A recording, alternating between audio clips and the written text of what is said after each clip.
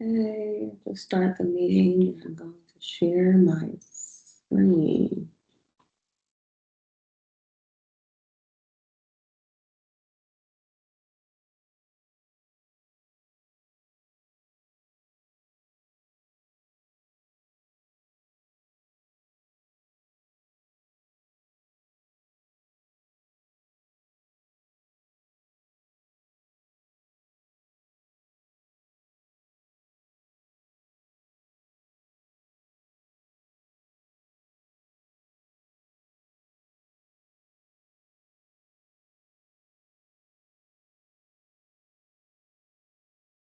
Good evening, everyone.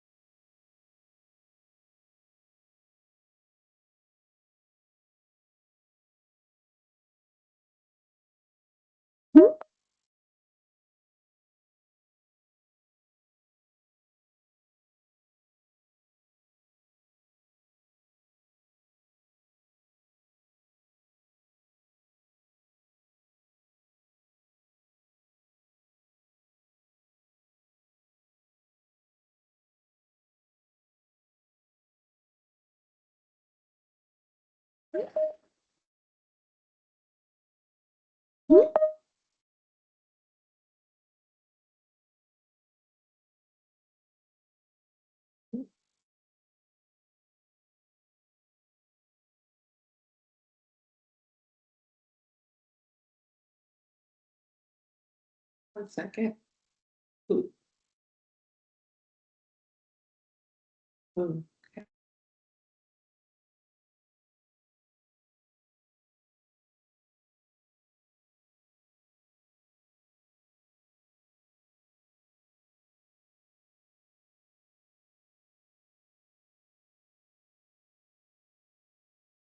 Ooh.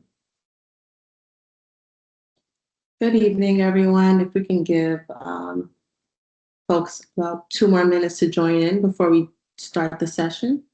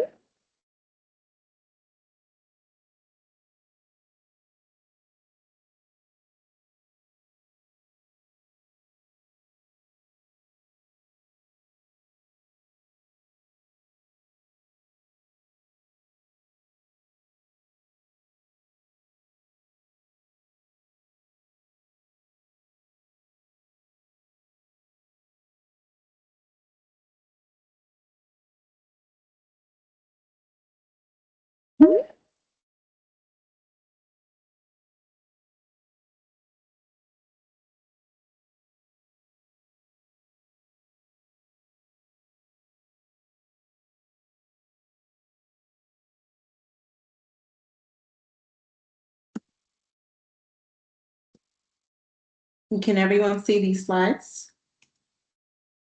Yes, okay.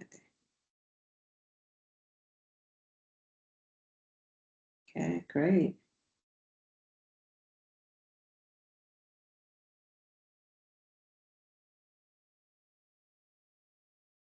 You're more than welcome to begin whenever you're ready.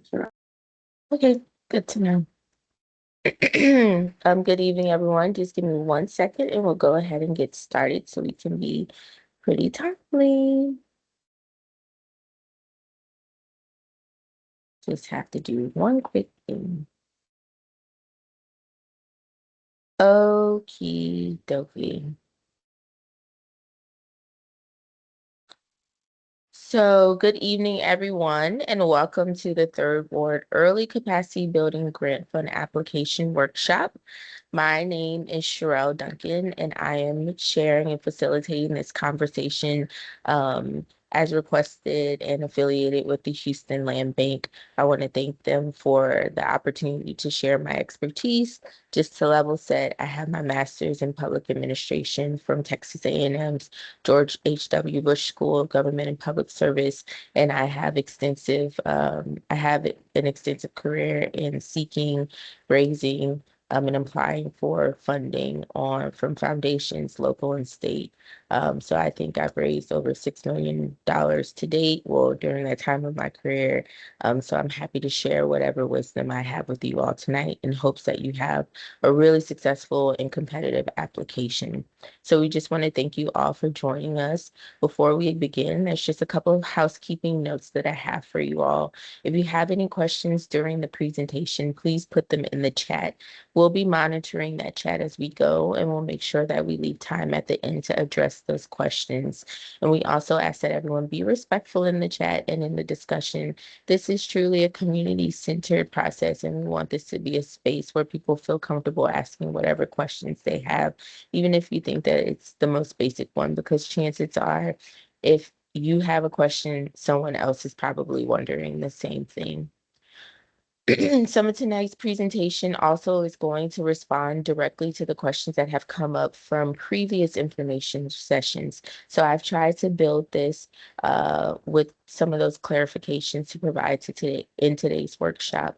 So it should be a little bit different from earlier sessions, but my goal is not to just tell you that this grant is available for you to apply for, but to really help you, as mentioned before, complete and have a competitive application before the portal opens on September 1st. So by the time we're done here, I'm hopeful that you all will have a better understanding of your eligibility, which tier may be right for you, how to describe your project, how to build your budget and all documents that are needed, and also explain to you how reviewers will evaluate your application. And so throughout the workshop, I want you to keep this in mind. I want you to keep in mind that you don't have to be a professional grant writer to submit a strong application, but you do need to be clear, specific, organized, and able to explain how your work and your proposed work benefits Third Ward. Next slide, please. So our roadmap for tonight will begin with a brief overview of the program and eligibility. Then we're going to spend some more time on pieces that often feel intimidating when you're applying for a grant: financial literacy, developing the proposal, answering the questions, and then building the budget.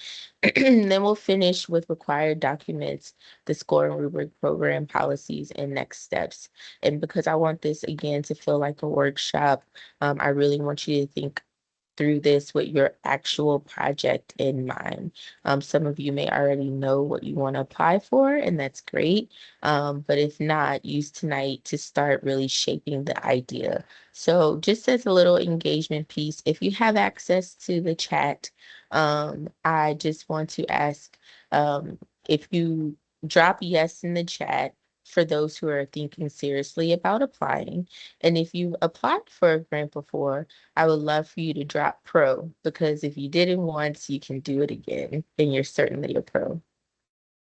And that'll give me more of a sense of who's in the room. So please feel free to do that. Next slide, please. Okay, so before we begin talking about the application itself, I want to spend a minute on why the Houston Land Bank is administering this program. So many people know the Land Bank primarily through affordable housing. We know that the Land Bank acquires and stewards and helps return vacant, abandoned, or distressed properties to productive use. It's a public, accountable local government nonprofit corporation, and it's work to help reactivate millions in property value and bring more than thousands of affordable homes to the market. But one question that came up in a previous session that I want to address immediately is, does your project have to involve housing because the Houston Land Bank is administering the grant? The answer is no. You do not need to. and affordable housing component. You do not need a partner with housing organization. You don't need a partner with a housing organization because this is the land bank. You really just need to think of the Houston Land Bank as a steward, an administrator of this investment to the community. And the Third Ward Early Capacity Building Grant Fund is that. It's funding, it's a funding mechanism designed to strengthen organizations, whether it be small businesses, entrepreneurs, and resident-led initiatives actively serving Third Ward. So there is $1 million in total funding available. And the fund is intended to build long-term organizational capacity, support economic opportunity, and invest in projects that align with the Third Ward Complete Communities Action Plan. And awards will be made through a competitive application process. There are also two funding tiers. Tier 1 is the community micro grant with awards of up to $15,000. Tier 2 is the growth fund with awards of up to $75,000. Next slide, please. So let's talk about eligibility. At the most basic level, applicants need to demonstrate 4 things. First, you need a clear connection to Houston's Third Ward. Second, you need to serve Third Ward residents through your programs, services, business activities, or community work. Third, your proposed project needs to align with at least one of the 5 grant priorities. And then fourth, your organization must be legally organized as a registered business, nonprofit, or recognized legal entity, or have a registered DBA doing business as. Those 5 priorities are workforce and small business development, community health and food access, youth and education, community leadership, and cultural preservation. Eligible applicants include nonprofit organizations, small businesses, entrepreneurs, community-based organizations, and resident-led initiatives. And again, I want to repeat because it's important that you must be legally organized as a registered business, nonprofit, or other recognized legal entity, or have a registered DBA in order to apply. I want to answer a few questions that came up previously because some of you may have that question tonight too. So, can a for-profit business apply? Yes. Both for-profit and nonprofit organizations can apply, provided they meet the eligible requirements and serve Third Ward. Can faith-based or religion organizations apply? Yes. A religious organization can apply as long as the proposed project meets the program requirements and aligns with one of the focus areas. When the grant says youth and education, does that only mean children? No. The Houston Land Bank clarified in an earlier session that youth and education can include elementary, middle, high school, college age, and undergraduate populations, provided the project otherwise qualifies and serves Third Ward. When we think about the geography, that's another important component here. What exactly does count as Third Ward? That's a pretty good question because we know that the historic Third Ward in today's various boundaries may not always line up neatly. The program is This particular program is guided by the Community Benefits Agreement and its intended benefit for the historic Third Ward community. So the historic Third Ward areas have been divided over time, we know, by freeway construction and other development decisions. And so if your organization is clearly operating or serving in the Third Ward community, make sure that you are demonstrating that. If your project is near the edge of what you think you understand Third Ward to be, or if you're unsure about the geography, ask the Houston Land Bank before you apply. Don't wait until September 30th to discover that there was an eligibility question. Go ahead and knock that out ahead of time. So throughout this application, I would encourage you all not to make reviewers search for your Third Ward connection. You want to make it obvious in every part that you're telling throughout your application process. Next slide, please. Let's talk about the 2 tiers because choosing the right tier is one of the most important decisions that you're going to make. So tier 1 is the community micro grant. It is up to $15,000. That is the maximum award that would be allotted. And it's designed for earlier stage and grassroots organizations and emerging nonprofits, small businesses, entrepreneurs, and resident-led initiatives. The thing here is that applicants need to have been established for at least 2 years. For Tier 2, this growth fund, the maximum award is $75,000, and this is intended for established nonprofits and businesses with a proven track record of impact. So applicants need to have at least 5 years of history.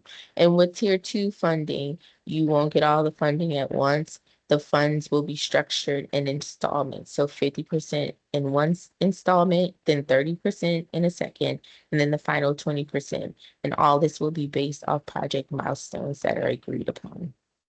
There were some important conversations that occurred in previous sessions about what the 5-year requirement means. And so you may be someone who's asking, as a business owner, you may have had a business that was established in 2019, but you didn't begin doing the work in Third Ward until 2024. So should you apply for Tier 1 or Tier 2? The answer would be Tier 1. Also, it's important that anyone, whether you're applying for Tier 1 or Tier 2, you have to be able to demonstrate your organization history and the history serving in Third Ward. So don't just look at Tier 2 and think 75,000, it's more than 15,000, I'll apply for that. No, don't do that. You want to really be asking yourself, can I demonstrate that I meet the Tier 2 requirements and apply for whatever tier based off of the actual organization history and capacity that you have and that you can demonstrate. Also, it's important for you to note that there is no tier rollover. There is no automatic rollovers between tiers. If you apply for Tier 2 and you're not selected, your application does not automatically become a Tier 1 application.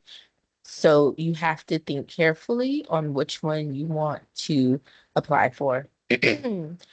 Other things that people may be thinking about is number of awards. So the Houston Land Bank indicated that there's currently not a fixed number of awards assigned to each tier. Distribution will be determined during the review process.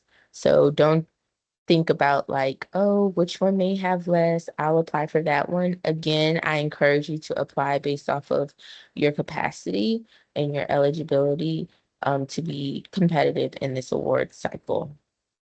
Next slide, please. So financial literacy basics. So now we're going to move into this section, and I want to start by saying something that I really hope that takes the pressure off. You don't have to be an accountant to apply for this grant. Reviewers aren't expecting every applicant, especially Tier 1 applicants, to have the financial infrastructure of a large nonprofit, but they do want to see that you understand and own your numbers, that your budget makes sense, your expenses should connect to the project, and that you should be able to explain where your numbers come from. So some of the key financial concepts that you'll need to know: revenue versus expenses. Revenue is the money coming into your business or organization. That may be sales, grants, donations, contracts, other types of earned income. Expenses are money going out: salaries, rent, supplies, program costs, contractors, and so on. Operating budget. Your operating budget is a financial picture of your entire organization. Your project budget is only the budget for the project you're asking the Houston Land Bank to support. Those two things are not the same. So if your organization may operate on a $200,000 budget per year, you may be applying $15,000 for a specific project. So your operating budget is $200,000 and your project budget is $15,000. In some grants, there are times where your project budget is more than what the maximum allowed is. But in this specific grant, and the Land Bank, correct me if I'm wrong, but I think I understand it. For this one, you are only allowed to apply for up to $15,000, and that is what the total project budget must be. You cannot go over that amount for what you're applying for. So the profit loss statement. So the profit loss statement, or a P&L, summarizes revenue and expenses during a particular time period and shows whether your organization or business ended with a surplus or a deficit. Did you make money? Did you lose money? Did you break even? So tier 2 applicants, you are going to have to submit a P&L, a tax return, or a balance sheet. Cash flow. This is specifically about timing. When does money come in? When does money have to go out? And will a grant, and note that a grant award does not necessarily mean that every dollar is going to be available on day one. As mentioned, tier 2 will receive their funding in different chunks. So when you're thinking about your cash flow and your organization's capacity to actually receive and execute this work, ask yourself, if I begin spending before another installment comes in, can I manage that? Can my business manage this? Can we make payroll? How can we handle that? So the budget narrative really explains the numbers. So there's a great example on here. Don't just say that you have a graphic designer and they're going to cost $450. No, you need to explain that your graphic designer is 10 hours times 45 hour, which is the rate, and that equals 450. You really want to be as measurable and as specific as possible for your narrative. It's the story of your funding. And so you want to make sure that the reviewers understand what it takes in order for your budget to live and breathe and flow. Um, indirect costs. So I wanted to pause here for a moment on indirect costs because this is an area that people can get confused. Indirect costs are expenses that help your organization operate, but they are not necessarily always tied to one single project or activity. So examples of this, as indicated on the slide, may include bookkeeping, insurance, general office supplies, administrative support, or other shared operating expenses. And so the easiest way to think about this is a direct cost is something you can clearly connect to delivering the specific project. An indirect cost supports the organization or administration behind the project, but it may also support other work your organization is doing. So if you rent a room specifically for um, projects workshop. That is a direct project expense. That is a direct cost. But if you're paying a portion of your general office expenses because the organization needs to use that particular infrastructure to manage the grant, that may fall under indirect costs. For this grant, the budget guidance says that there is an that administrative or overhead costs cannot exceed 15% of the total grant request. So keep that in mind. So if you are requesting 15,000, you shouldn't just simply put 15% into administrative line because it's available. You need to still explain what the money is paying for and why it is critical or necessary. So 15%, remember, that is not, it's a ceiling. It is not an automatic allowance. Next slide, please. So this is what grant reviewers are looking for. This slide is really important for you to pay attention to. Reviewers want to see that your budget matches your project description, that your costs are specific. You want to show your math. You want to understand where the rest of your funding comes from if the grant doesn't cover the full project. I mentioned that before. You want to show that you have some experience managing money and that you have an understanding of your cash flow situation. So let's say your proposal says that you are going to serve 100 people through 8 workshops. And if I, as a reviewer, am looking at your budget and see enough supplies for 20 people and enough instructor time for 3 workshops, that's a problem. So your numbers and your narrative have to tell the same story. Some of the red flags that we see are that totals don't match the requested amount, that there are vague categories like miscellaneous, that there are missing budget explanations, expenses that happen before the grant period, any prohibited costs, or requests to exceed the funding cap. So just know that you don't have to have perfect finances to apply, but you do want to make sure that they are authentic, that they add up. You just want to make sure that you're honest, organized, and have a well-explained budget. One of the questions that came up in an earlier session was whether there's a specific cap on personnel. And the land bank stated that there currently was not a separate cap on personnel expenses themselves, but that personnel costs still need to be included and justified in the budget. So remember that there is a limit of 15% of administrative and overhead costs. So just be thoughtful about the distinction. So if someone is directly implementing a project, you want to make sure that you're describing what they're doing. So don't just put personnel 10,000. Make sure that you're telling who, what role, how many hours, for how long, and at what rate. Next slide, please. So this slide is about the project proposal. A lot of people hear proposal and they think that this is going to be something very difficult or academic, but it's not. It's just simply your plan for how you intend to use the grant money. So a strong proposal tells a reviewer exactly what you will do, who you will serve, why the work matters, and how you're going to execute it. Next slide. There are 4 core questions that we want you to ask when developing your proposal. What? What are you actually going to do? Who? Who benefits? How many people? Are they third ward residents? How? How will you execute the project? Who is responsible? What are the major activities? And then why? Why is this needed in third ward? And here's really a test that I like to use. After you write your proposal, read over it, and think really hard about if someone would still be asking, like, what's happening, who's doing this, where does it happen, how often, who participates, or what success looks like. If you have those questions after you've written a draft of your proposal, go back and make it stronger.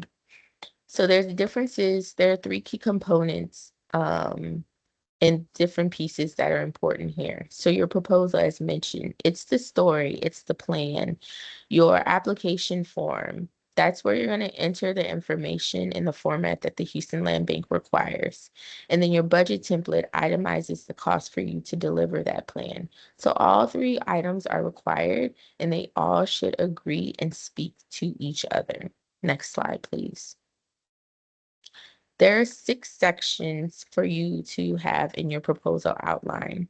If you're just starting, you can take a blank page and use this as an approach to kind of open up a Google Doc or a Word doc and put these 6 headers so that you can kind of, build your draft.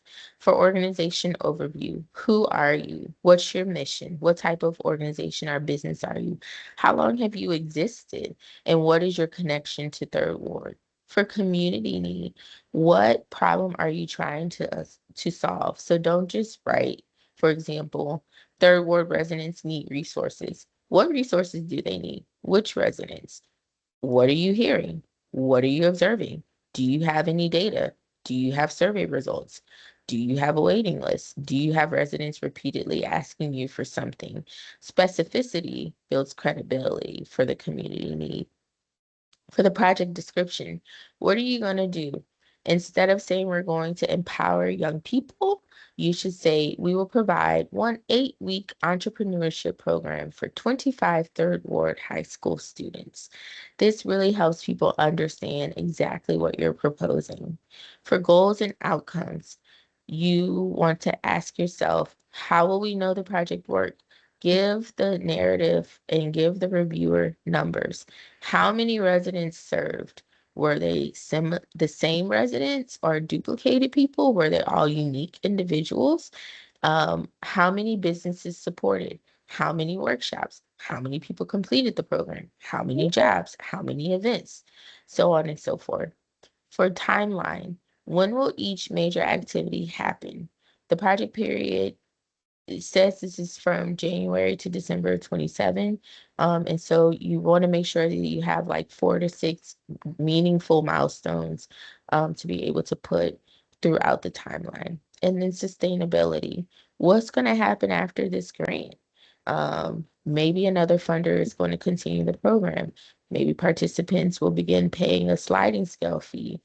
Maybe your business is going to business revenue is going to absorb some of the costs. Maybe volunteers are going to continue part of the work. So you want to just really figure out how this grant will allow you to operate in future years. And note that none of this has to be, it doesn't mean that the exact same program is going to last forever, but reviewers really want to understand that there is a lasting benefit that is being created. So let's see. The other thing I wanted to mention, just a pro tip here, is when you're done drafting your proposal, you should ask yourself this. Could you replace the words third ward with another neighborhood and submit the exact same proposal?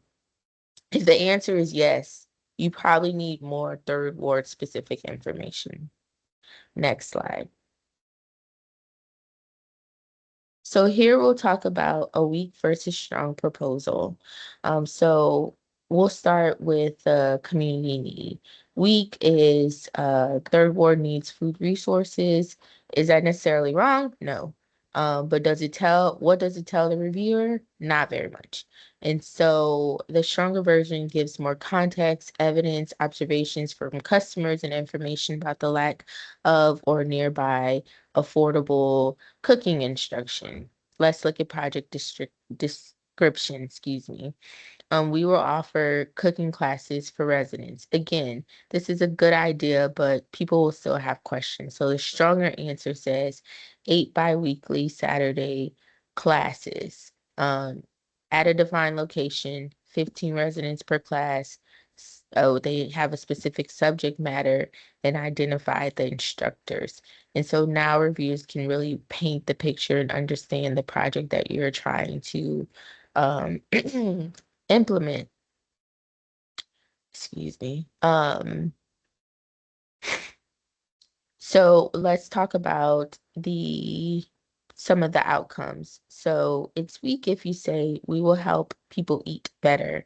That's an aspiration, that's not an outcome. And so a stronger version would tell us how many people, what percentage should report improvement, and what tangible resources will be distributed. So really think about that. And then sustainability, we plan to continue after the grant. No, you really want to make sure that it is as specific and that you're saying what the action plan will be, whether it's a sliding scale, whether it's volunteers. How have you identified ways to continue this program without continuous funding from the land bank? Next slide, please. So now let's take a walk through the application and look at how we can take that proposal and translate that into what the application will look like. So here's one tip before you even open up the portal. As mentioned, you should not write your first draft inside the online application. You really should do it in a Word or a Google Doc. Save it, edit it, check the word limits, have someone else read it, share it with your team, and then you want to transfer your final answers into the portal. And as you're thinking about the application, think about it in five buckets. Who are you? What are you proposing? How much does it cost? And what is the third word connection? And then you can, once all the information is finalized and you can make sure that it is in good standing and put that in your application. So next slide. So the first part is about your organization. It's really asking, who are you? Why should reviewers believe that you have a legitimate connection to this community? It's going to ask you about your mission services, describing those within 300 words. Keep it simple. What do you do? Who do you serve? How do you do it? And write it like you're explaining your organization to a neighbor. Avoid jargon at all costs. It's going to ask you about third ward history and ask to describe how you serve residents over the past years. Be specific. Don't just say we've worked in third ward for many years. Instead, you should say over the past 3 years, we have hosted 6 events serving approximately 120 third ward families. Specific examples give the reviewers something to evaluate. For Partnerships. You want to name your partners: schools, churches, businesses, super neighborhoods, civic clubs, community organizations, coalitions. Even informal partnerships can help demonstrate the connection that you have to the community. Community accountability is going to be asked. It's because reviewers want to know if your organization reflects, represents, or remains accountable to the community. So maybe you have third ward residents who sit on your board. Maybe residents have helped design programs. Maybe you use surveys. Maybe staff members live in the community, and maybe your organization has been led by neighborhood residents for years. You want to make sure that you're stating that plainly. Next slide, please. So the next portion is about your project. This is really the heart of your application. You'll have up to 500 words to describe the project or initiative. And by the end of this answer, the reviewer should be able to picture the project happening. So you want to ask yourself, what are we doing? Who participates? How many people? Where does it happen? How often? Who's responsible? What does the participant actually experience? Community needs. This will explain the issue or challenge the project plans to address. So you want to keep it local. If you have data, use it. If you have resident surveys, use them. If you've repeatedly heard the same issues from customers or community members, you want to explain that. But the stronger your connection between the need and the proposed activity, the stronger case that you'll build. For goals and outcomes, again, you want to make sure that you are using numbers: 30 residents served, 5 jobs created, 12 businesses structured, 3 youth events hosted. People really want to understand what success looks like. For the timeline, you want to build a realistic timeline between January through December and have that 4 to 6 major milestones. So that may be something like in January, you hire a project coordinator. In March, you launch the first cohort. In June, you have a mid-year evaluation. In September, you have a second cohort. And in December, you have a final evaluation and reporting. So really just demonstrating how your project is actually planned, not just the idea of it. Next slide, please. Okay, so this one is about organizational capacity and sustainability. So can you actually execute what you're proposing? That's what this section is about. If you've managed grants before, you want to be able to talk about them. But if you never managed a formal grant, you want to avoid writing, "We don't have experience." But you want to think about what you have managed, right? You've managed a business, employees, church programs, community events, fundraisers, volunteers, a contract, youth program, a budget. Those experiences demonstrate management capacity too. So keep that in mind and note that the application specifically allows applicants to describe experience managing grants, programs, and community initiatives. The reviewers also want to know, as mentioned before, what's going to happen after this grant. So again, you don't have to claim the program will magically sustain itself forever, but just give reviewers a credible plan. Maybe another funder. Maybe you'll have earned revenue, business income, volunteers, partnerships, a reduced cost version of the plan, or infrastructure created by the grant that continued producing benefits. Those are things that you want to share. You want to tell reviewers who's responsible, who are the owners, who are the executive directors, board members, staff, volunteers, who's actually accountable for delivering this project.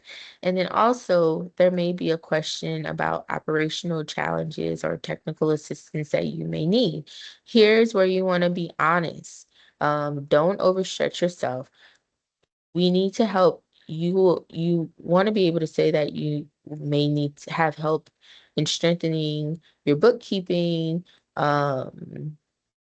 or different things like that, or you may need support in building a stronger evaluation system. None of those answers are bad answers, but part of capacity is understanding where your capacity still needs to grow. So hopefully that makes sense. Next slide, please. Okay. Now we're going to move into the actual budget. So every application tier 1 and tier 2 requires a completed budget template.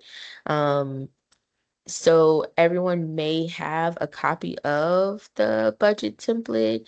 If you do, I encourage you to pull up the spreadsheet if you have that available. If not, we're going to go through some of the budget categories. So next slide, please. So the template has 7 basic categories: people, staff, stipends, or wages for people who are working on this project. Again, don't be generic and write staff 8,000. You want to write program coordinator, 10 hours a week, 26 weeks, 23 out, $23 an hour. Show the math. Equipment and supplies. Equipment is generally something that is going to last, right? A laptop, tables, technology. Supplies are things that you use up. That may be paper, food, art supplies, program materials. When it comes to professional services, those are your contractors, your consultants, your accountants, any trainers, anyone who you're paying for professional service who is not your employee. Marketing and outreach. Those are flyers, printing, social media advertising, website work, signage, outreach event, t-shirts. Any of those things is considered marketing and outreach. Rent and space costs. If you're using a facility for the project, you can include eligible project related space costs, but only charge the portion that's connected to this specific project. Travel, local mileage or other travel needed to deliver the project is allowed. But again, you want to make sure that you show your math. And then I really love that there's an everything else section. So this is for eligible expenses that don't fit in another category. But remember that overhead guidance of 15%. Next slide, please. So when completing the budget, here's the process. So step 1, you want to download the template, the official Houston Land Bank template, and open the sample budget first. Don't reinvent it. And then the second step is you want to add your organization information into your organization name, project, and tier. Step 3, you want to list every cost that you have. Go category by category and list every expense. Not just staff, not just marketing. Be very specific, be very measurable so everyone understands what you're actually buying and spending your money on. Step 4, you want to show your math in the notes column. This may be the most important budget tip that I provide for you tonight. Make sure that, as mentioned, if you have that you're showing your math. So 5 participant times a $20 bus pass times 8 months equals $800. You want to make sure that people know exactly what that breakdown is of that $800. Step 5, you want to check your tier maximum. Tier 1 cannot exceed 15,000. Tier 2 cannot exceed 75,000. And remember, you don't have to fit every organizational expense into this grant. You want to prioritize the cost that directly supports your proposed project. And then you want to save and upload a completed Excel document and upload it within the application and provide the right required budget narrative explaining your choices. Next slide, please. So let's talk about some of the budget rules and what the funds can and cannot support. So this grant funding may support equipment and supplies, technology, professional contracted services, marketing outreach, training, capacity building. That was a question I saw in the chat. Program implementation, eligible personnel and administrative costs up to 15%, and facility costs directly related to the grant. What it cannot support is any existing debt, political activity or lobbying, alcohol, fines or penalties, legal settlements, items purchased before the grant period, expenses unrelated to the project proposed project, and personnel expenses. So the simplest question for you to ask about every budget line item is, can I clearly explain why this expense is necessary to deliver the project I described? And you should use the earlier info. You should really ask yourself that question and know that the cost needs to clearly connect to the project that your budget narrative is demonstrating and how you plan on making that connection to the third ward community. Next slide, please.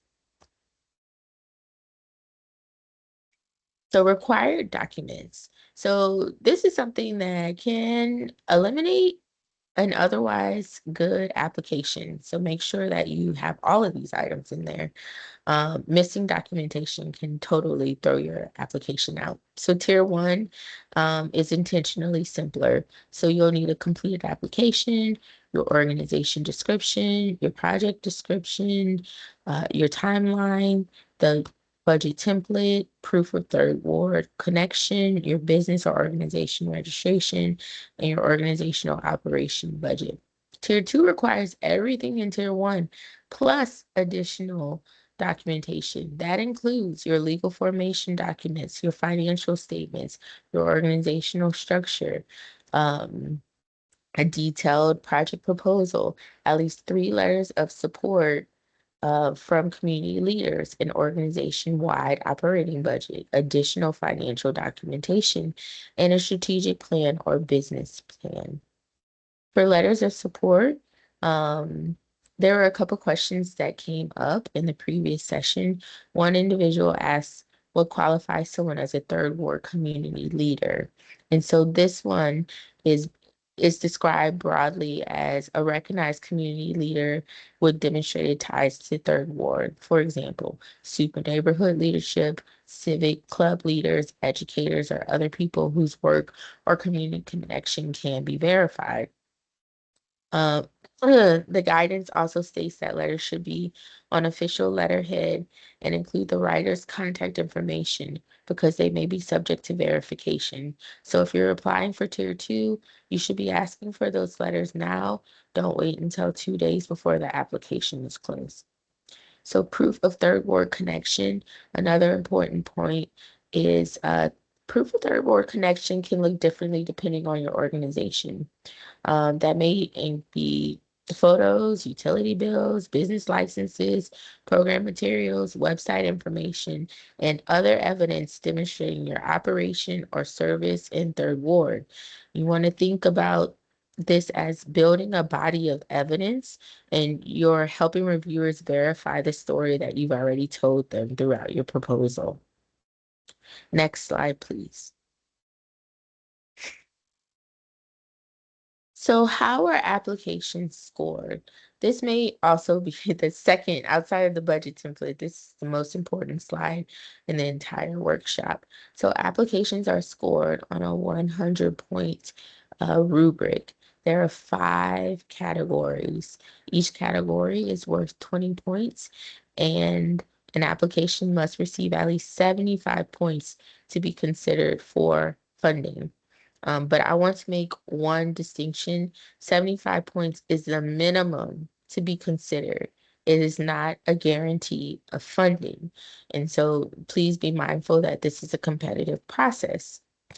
So category 1 is community impact and third ward alignment. That's 20 points. You need to ask yourself, is my project clearly rooted in third ward? Did I demonstrate the local need? Do I explain who benefits? Project category 2 is project plan and feasibility. Another 20 points. Is the project realistic? Do you have clear activities? Is there a reasonable timeline? And can someone understand how we're actually going to execute it? Category 3 is all about equity and community-centered approach. How are we centering the people who are most affected? How did residents influence this project? How is our organization accountable to the community? Category 4 is budget and cost effectiveness. Ask yourself, does every expense make sense? Did I show my math? Does the budget match activities? Are the costs reasonable? Category 5 is what remains after the grant? And what does this investment create and how does this investment create lasting benefit? So One of the best strategies that I can give you is do not complete your application and then look at the scoring rubric. You need to write your application from the scoring rubric in mind. So print it, put it beside your application, and when you think you finished, you should score yourself. Did you earn your 20 points in each of the 5 categories? Did you demonstrate all the things that the categories have explained or requested you to demonstrate? And so you want to make sure that and note that application will be first screened for eligibility and completeness. And then eligible applications will be moving on to scoring. So if reviewers ever get to your beautiful project narrative, your application has to survive the first test. And it's did you follow the instructions and did you submit everything? Next slide, please. So important policies. So there are several rules that we want you to keep in mind. 1 application per organization or business is allotted. If your organization has several people working on the application, you need to coordinate before submitting. For 1 tier, you may apply for tier 1 or tier 2, not both. And as a reminder, there's no automatic rollover between tiers. For multiple activities, you may include more than 1 eligible project activity in a single application, provided the total stays within the tier maximum. Excuse me. The Houston Land Bank requires that the budget template is used for every application. And then the Houston Land Bank also reserves the right to partially fund a proposal based on the available funding, project scope, budget reasonableness, and program alignment. So you want to build a project that makes sense, even if reviewers have to examine individual components of your request. So one question that came up in an earlier session was if someone asked if I have 2 separate legal entities, can each entity apply? So what was indicated by staff is that genuinely separate legal entities may apply separately, provided each entity can independently demonstrate its eligibility and qualifying history. If you are in an unusual situation like that, I strongly recommend confirming your circumstances with land bank staff before submitting. Um, if your proposed project involves renovation or construction, another participant asked whether applications need full architectural plans. And the guidance that was given was that applicants should provide enough information to clearly articulate the proposed project and may include supporting materials that strengthen the application. And so note that tier 2 does require greater expectation for the details that you'll be providing. So if you're submitting a construction related project, you don't want to rely on one vague sentence in your application. You really want to help the reviewer understand exactly what you're proposing. Next slide. Sorry, I'm trying to get y'all out of here. So we want to talk about the timeline. So the application opens on September 1st and it's going to close on September 30th. And afterwards, the land bank will conduct staff review and contracting work during October, November. And then the award notifications will go out in December 2026. So what you should be doing between now and September 1st is one of the things that we've already discussed, right? Making your documents, preparing your application so that you can submit it into the portal once it opens up. Next slide. So key takeaways, I just want to leave you with these 5 major takeaways. So 1, you must demonstrate a clear third ward connection. 2, you want to choose the tier that matches your organizational history and capacity. 3, a strong proposal is going to answer what, who, how, and why, and it's also going to include measurable outcomes and realistic timeline. 4, every application needs a Houston Land Bank budget template, so make sure you use that when you're building your budget. and make sure you show your math. And then number 5, you want to be mindful that the scoring rubric is 100 points as demonstrated on the guide, and that there are 5 categories, 20 points each, and 75 is the minimum score required to be considered, and it does not guarantee funding. So all in all, I want to leave you with this. Don't disqualify yourself before applying because you don't know, you don't think you can get through this. You can totally do it. It'll be great. But a good grant is ultimately about clarity. So tell us what you're doing, who's benefiting, and why the community needs it. So that's it. Any questions?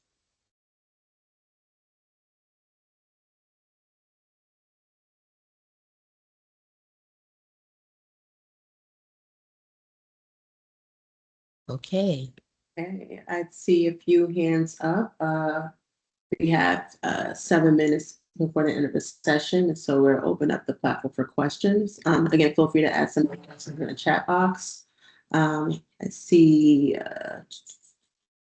Danita, let me allow your mic. Is it unmuted?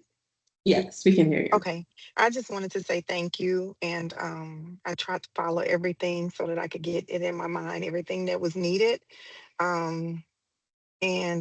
Just thank you for the opportunity and the information that was given and the encouragement of not kicking myself to the curb before I actually try.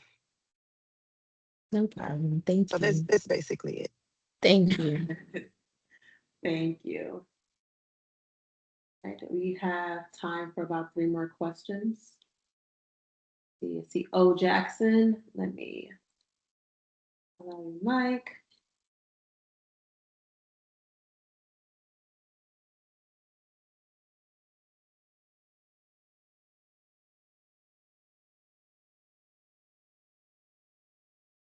Mute. Okay, can you hear me now? Yes, we can hear you. Good afternoon, ladies. Thank you all so very much for the presentation. It was excellent. The only question I have, it may have been in the chat, but it was quite a bit in the chat. Are we able to get this slide presentation, any kind of way to get this slide presentation? Yes, I can. The slide presentation, as well as the recording, will be available on the Houston Land Bank website starting tomorrow. Okay, thank you so very much. You all have a great afternoon. No problem. Okay, we have time for actually 2 more questions. Jesse McBride, I'm unmuting you. Peace, everyone. Hopefully it's not too loud in my background. My question was around the audited financials. So for the 990 form, do we need to show like the most recent year, or do we have to show that form for all 5 years for that to that qualification to be met? The most recent year should suffice. Okay, and same thing for the P&L or the tax returns, just the most recent year, or we need to show all 5 years? The most recent, and that's assuming you're applying for tier 2. Yes, ma'am. Yeah, so the most recent years should suffice. Okay, thank you very much. Yeah.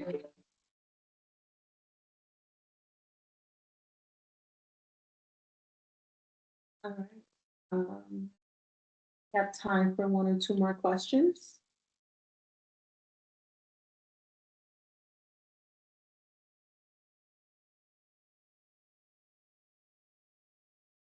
I did have one more question if someone else. Sorry. Yes, and I also see Deandra and Louis, but I mean, you're on the mic now. You can go ahead and ask your question. For the community recommendation letter, if the person is not directly like a resident of Third Ward, but they do work in Third Ward or their impact is in Third Ward, does that count as well versus them actually residing in Third Ward? Yes. So if they've been servicing Third Ward and have been doing work in Third Ward and have their yes, they can write your recommendation letter. Thank you. As long as they've been servicing Third Ward as well. and they have their measurable impact, they can definitely write you a recommendation. As a community leader. Okay, I see Shannon. I'm about to unmute you. Allow me. Okay. Shannon Bugs, feel free to. Hi, Sherelle. Thanks for the presentation. As always, you've done a great job. But I do have questions. I had a lot of difficulty getting into the session today. And so I got in mostly at like the 5:30 mark because of the how it was set up. But I just wanted to clarify, since the information that was publicly put out about today's application session said 850,000. Is there been a reduction? Because at the last in-person session, it was $1 million. And I just want to clarify what is accurate on that. And then I had another follow-up. That's a great question. So the fund actually increased to 1 million. So it was previously 850 when this application workshop was first posted. And since then it's been increased to 1 million. So it's actually 1 million. Okay, I do appreciate the clarification that is at 1 million. I disagree with the description of it, since the fund is based on the community benefits agreement that has long said that it was $1 million that would be put into third ward. But I'm really glad that we have gotten that clarified and it is at $1 million. So I just wanted to be clear that for business owners, that when you're talking about a project in this presentation, it doesn't mean that they have to be doing some type of community engagement project, but that the project can be related to their ongoing business operations and the and it doesn't have to just be construction, but that there are things in terms of their own capacity building for growing out their business, whether it's a for-profit or a nonprofit business, that could also qualify for these grant funds. Yes, that's correct. Thank you. Yes, that's correct. We have time for one more question, and I'm going to unmute you, Julie.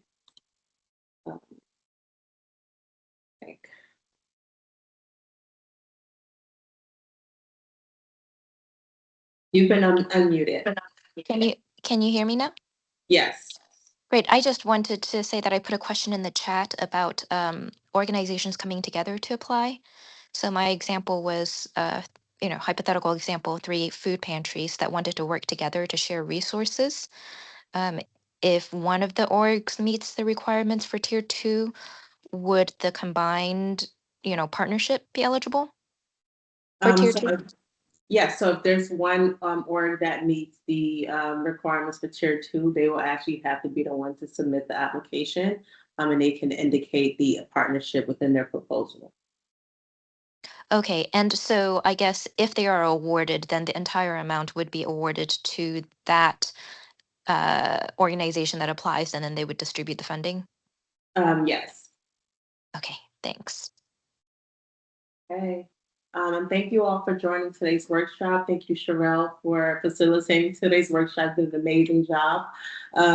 We really appreciate you stepping in and sharing the knowledge. And so, yes, application opens September 1st, and it will close September 30th. This recording and presentation slide will be available on Houston Land Bank's website tomorrow, as well as the budget template as well, because I see someone mention it's not on the website. But yes, if you have any additional questions, please email me at k.fofana@houstonlandbank.org. I will be dropping that in the chat box.